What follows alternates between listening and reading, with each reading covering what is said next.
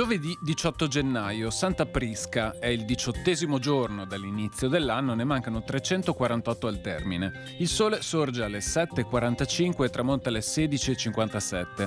La luna si leva alle 11:24 e tramonta a mezzanotte e 30.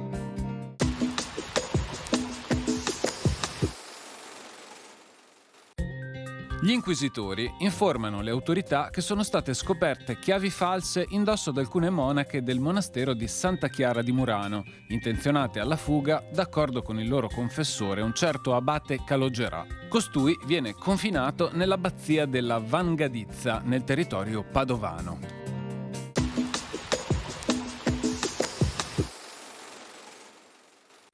Le previsioni per domani. Per buona parte della giornata cielo nuvoloso con probabili precipitazioni sparse, a tratti diffuse, col limite della neve intorno a 800-1000 metri. In seguito diminuzione della nuvolosità a partire da nord. Temperature minime in marcata diminuzione e raggiunte in serata, massime in calo. Bora tesa a tratti forte sulla costa e zone limitrofe. Nell'entroterra bora moderata, a tratti tesa durante le ore centrali.